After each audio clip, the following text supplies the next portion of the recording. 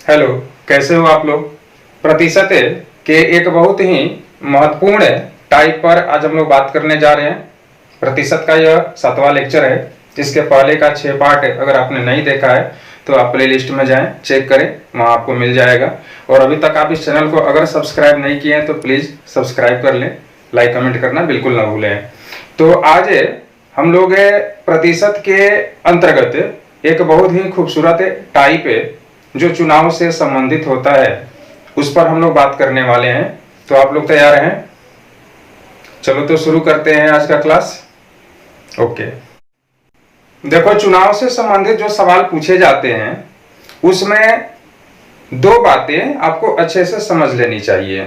सबसे पहली बात कि जो कुल मत होता है वह 100% होता है। अगर प्रतिशत में अगर बोला जाए तो कुल मत को हम 100% बोलेंगे। और दूसरी बात यह समझनी है कि अक्सर प्रश्न में दो व्यक्तियों के बीच में चुनाव को लेकर के सवाल आते हैं, तो उन दोनों व्यक्तियों में जो मत का प्रतिशत डिस्ट्रीब्यूट हो रहा होगा उनके बीच का जो अंतर होगा वही जीत का कारण बनता है। यानी कि अगर हम इस तरह से बात को समझें कि अगर किसी चुनाव में दो प्रत्याशी हैं और एक प्रत्याशी को 52% मत प्राप्त होता है तो दूसरे प्रत्याशी को कितना प्रतिशत मत प्राप्त होगा? तो टोटल तो 100 होता है, तो एक को 52 तो दूसरे को 48% प्राप्त होगा।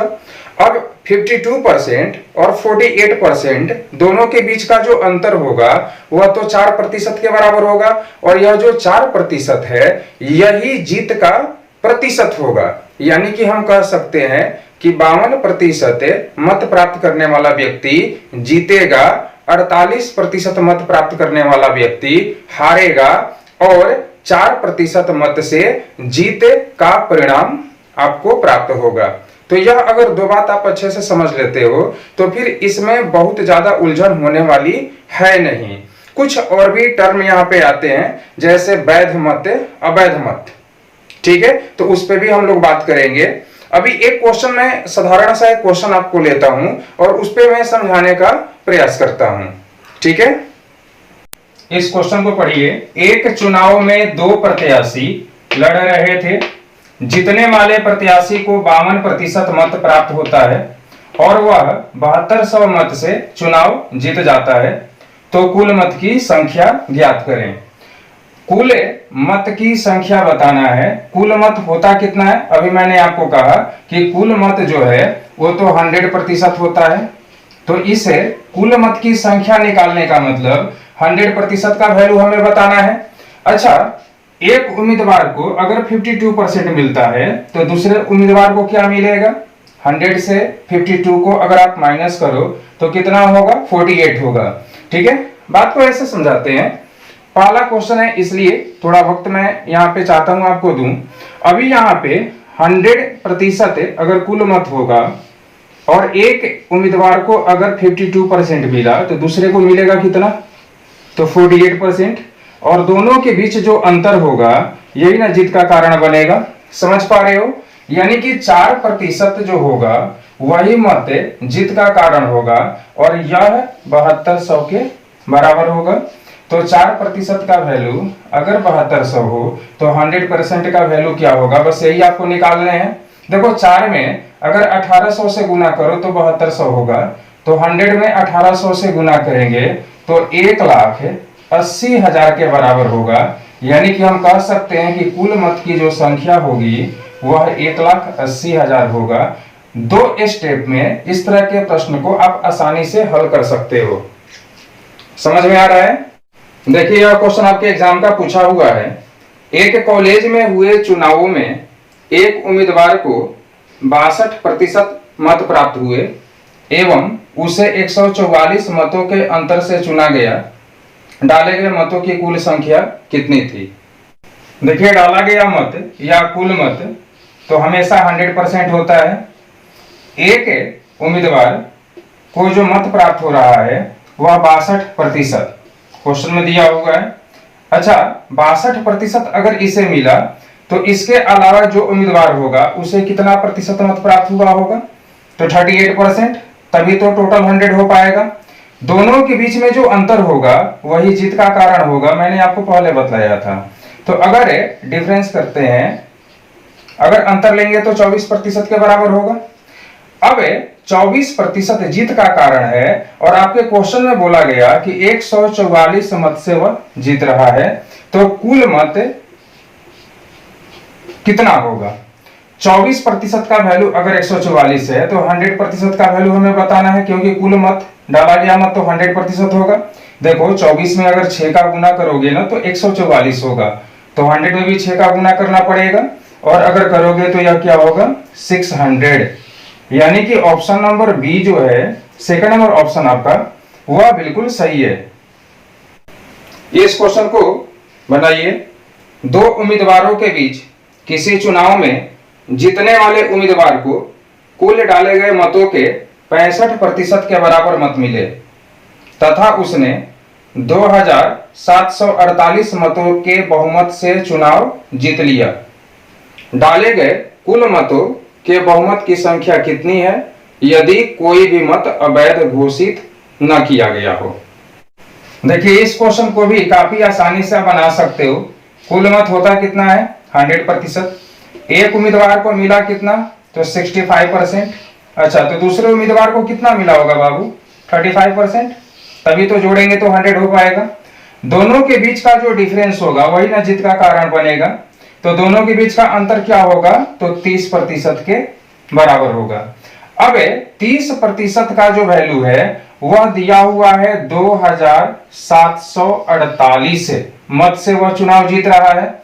कुल मत पूछा गया, यानी 100% का वैल्यू आपको निकालने हैं। आप 10 से 10 तो कैंसिल कर सकते हो। अच्छा, 3 से कितना बार में कटेगा? देखो 9 बार में 27, एक बार में लेकर जाएंगे और 6 बार में 18, यानी हम कह सकते हैं कि 916 बार में यह कट जाएगा। अब क्रॉस में हमेशा मल्टीप्लाई होता है। अगर यह कंसेप्ट अभी तक नहीं आप समझ पाए हैं तो आप पिछला जो भी पार्ट अपलोड किया गया है उसको देख लें। अगर आपने उसको देखा होगा तो आप समझ पा रहे होंगे। 916 और 10 का गुना करेंगे 9160, यह बिल्कुल सही आंसर होगा। चौथा नंबर ऑप्शन में आपका आंसर दिया हुआ है। इस क्वेश्चन को बनाइए बाबू। एक चुनाव में केवल 2 उम्मीदवार थे, उनमें एक उम्मीदवार को 40% मत मिले और वह एक अन्य उम्मीदवार से 298 मतों से हार गया। तदनुसार डाले गए कुल मतों की संख्या कितनी थी? अब तो आप समझ ही गए होंगे कि कुल मत जो होगा वो 100% होता है। इस तरह के प्रश्न को आप आसानी से हल कर सकते हो। एक को 40% मिला तो दूसरे को 60% मिला होगा। अब 40 और 60 का अंतर क्या होगा? 20 होगा, और 20% का वैल्यू 298 दिया हुआ है, तो 100% का वैल्यू बताना है, यानी कि 1490 आपका तीसरा नंबर ऑप्शन आंसर होगा। लेकिन चलो मैं बना देता हूं। यहाँ पे 100% का वैल्यू आपको बताना है। अभी एक उम्मीदवार को क्या मिला? 40%, तो दूसरे को क्या मिला होगा? 60%। दोनों के बीच का अंतर क्या होगा? तो 20% के बराबर होगा, जो 298 के बराबर होना चाहिए, क्योंकि 298 मत से वह जीत रहा था। आपको 100% का वैल्यू यहाँ पे बताना है। 10 से 10 आप यहाँ पर कैंसिल करो। देखो 2 से अगर आप कैंसिल करते हो तो आप इसको 149 बार में कैंसिल कर सकते हो। अब 149 और 10 दोनों का मल्टीप्लाई करेंगे 1490। तीसरा नंबर ऑप्शन जो है वो आपका आंसर होगा। इस क्वेश्चन को बनाइए। 2 प्रत्याशियों के बीच हुए एक चुनाव में कुल डाले गए मतों के 60% मत प्राप्त करके एक प्रत्याशी 14,000 मतों से विजयी हुआ। जीतने वाले प्रत्याशी द्वारा प्राप्त किए गए मतों की संख्या क्या होगी? अब इस क्वेश्चन में आपसे नई बात पूछी गई। अभी तक पूछा जा रहा था कि कुल डाले गए मत कितने होंगे, कुल मतों की संख्या क्या होगी, लेकिन इस क्वेश्चन में आपसे पूछा गया कि जीतने वाले प्रत्याशी को कितना मत प्राप्त हुआ। बात तो वहीं से शुरू करेंगे जैसे क्वेश्चन आप हल कर रहे थे। 100% कुल मत होता है और एक को 60% मत प्राप्त हुआ और दूसरे को कितना प्राप्त होगा? 40%। जीतने वाला उम्मीदवार कौन होगा बाबू? जिसको ज्यादा मिलेगा, यानी कि 60% वाला जीत रहा है। आपके क्वेश्चन में भी दिया हुआ है जीतने के लिए प्रतिशत क्या होगा, तो दोनों के बीच का अंतर यानी कि 20%। और कितना दिया हुआ था, तो 14,000 मत से वह विजयी घोषित किया गया। अब देखो 20% का वैल्यू तो 14,000 होगा। अगर यहाँ पर कुल मत पूछा जाता तो अब मैं 100% निकालता, जैसा कि पिछले कई क्वेश्चन में हम लोगों ने 100% का वैल्यू निकाला। क्यों निकाला?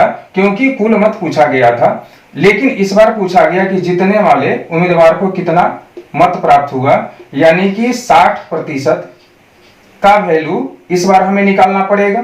तो 20% का वैल्यू अगर 14,000 है तो 60% का वैल्यू क्या होगा? आप समझ रहे हो कि अगर 20 में अगर 700 से अगर मैं गुना कर लूं तो 14,000 हो जाएगा। तो 60 में भी 700 से गुना करना होगा, और अभी अगर 700 से गुना करते हो तो यह कितना होगा? 42,000 के बराबर। यानी कि तीसरा नंबर ऑप्शन जो है आपका बिल्कुल सही जवाब है। देखो शुरू में मैंने आपसे कहा था कि इसमें दो टर्म आते हैं, एक है अवैध मत का और दूसरा वैध मत का, लीगल पोल, इलीगल पोल। तो अब यहाँ पे जो वैध और अवैध मत होता है तो होता क्या है? अब ऐसे समझो, जब मतदान किया गया, मतदान करने के बाद काउंटिंग होगा और तब जीत और हार का परिणाम घोषित किया जाएगा। अब काउंटिंग करते समय अगर किसी ऐसे मत की पहचान हुई जिससे यह पता नहीं चल पा रहा है कि यह वास्तव में किस प्रत्याशी के पक्ष में है, वैसे मत को कहा जाता है अवैध, इलीगल। तो काउंटिंग करते समय उसे हम हटा देते हैं। 100% कुल मतदान माना जाता है। मान लेते हैं कि 2% जो मत हुआ वह अवैध हो गया। तो जो अब डिस्ट्रीब्यूशन होगा जितने भी प्रत्याशी होंगे उनके बीच में, तो अब इस 2% को पहले हटा देंगे। 98% तो अभी भी है ना, उस 98% में ही हम डिस्ट्रीब्यूट करेंगे। देखो इस पर क्वेश्चन कैसे पूछे जाते हैं, इस पे मैं आपको एक क्वेश्चन दे रहा हूं, एग्जाम का पूछा हुआ क्वेश्चन है, आप यहां ज्यादा बेहतर समझ सकते हैं। देखिए इस क्वेश्चन में दिया हुआ है, एक विधानसभा के चुनाव में एक उम्मीदवार को कुल वैध मतों के 55% मत मिले, उसमें कुल मतों के 2% मत अवैध घोषित कर दिए गए। तदनुसार यदि कुल मतदाताओं की संख्या 1,04,000 रही हो तो उस उम्मीदवार के पक्ष में कुल कितने वैध मत पड़े। अब देखिए इस क्वेश्चन में कुल जो मत है वह तो 1,04,000 है, ये दिया हुआ है। अब जैसा कि क्वेश्चन में बोला गया 2% जो मत है वह इलीगल है, तो अगर 100% कुल मत होता है और 2% इलीगल हो गया तो अभी भी जो मत होगा लीगल वह तो 98% होगा। 98% को 98/100 लिख सकता हूं। अब यह जो कुल मत था जिसका 98% अगर निकाला जाए तो इसे वैध मत बोलेंगे। अब यह वैध मत हुआ और आपके क्वेश्चन में दिया हुआ है कि वैध मत का 55% प्राप्त हो रहा है। एक उम्मीदवार को वैध मत का कितना प्राप्त हो रहा है, तो 55% प्राप्त हो रहा है। अब इसी का बस वैल्यू आपको निकालना है, क्या रिजल्ट होगा। आप यहां से कैंसिल कर सकते हो, देखो 2 जीरो मैं पहले इधर कैंसिल कर लेता हूं, 1 जीरो और भी कैंसिल किया जा सकता है। आप सिंप्लीफाई कर सकते हो 5 से 2 बार में और 5 से 11 बार में। 2 से कैंसिल मैं इधर कर लेता हूं, 52 टाइम्स में कट जाएगा। आप सबका मल्टीप्लाई करो, आपका आंसर होगा 56,056 और यह देखो चौथे नंबर ऑप्शन में दिया हुआ है। चलिए इस क्वेश्चन को बनाते हैं। किसी चुनाव में 8% मतदाताओं ने अपने मत नहीं डाले। इस चुनाव में केवल 2 ही प्रत्याशी थे। जीतने वाले प्रत्याशी ने कुल मतों के 48% मत प्राप्त कर 1100 मतों से चुनाव में दूसरे प्रत्याशी को हरा दिया। चुनाव में कुल मत थे, देखो बाबू आप तो जानते हो ना कुल मत होता कितना प्रतिशत है, 100%। लेकिन इस बार क्वेश्चन में बोला गया कि 8% लोगों ने मतदान नहीं किया, यानी वास्तव में कितने प्रतिशत लोगों ने मतदान किया होगा, तो 92%। अच्छा, एक उम्मीदवार को जो मत प्राप्त हो रहा है वो तो 48% मत प्राप्त हो रहा है, तो दूसरे उम्मीदवार को कितना प्रतिशत मत मिल रहा होगा? तो अगर 48 है, मैं 44 को ऐड करूं तब आपका 92 होता है, यानी कि 48% एक को मिल रहा होगा तो दूसरे को 44% ही प्राप्त होंगे। दोनों के बीच का जो अंतर होगा वही जीत का कारण बनेगा, यानी कि 4% जो होगा वह परिणाम देगा। अब यह 4% कितने के बराबर है? तो आपके क्वेश्चन में बोला गया कि 1100 से वह जीत रहा है। तो अभी कुल मत आपसे पूछा गया, और कुल मत तो 100% होता है ना, कुल मतदाताओं की संख्या यानी 100%।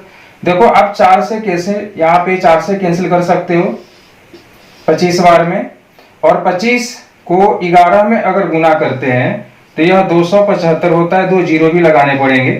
तो अभी आपका जो आंसर होगा वह है 27,500।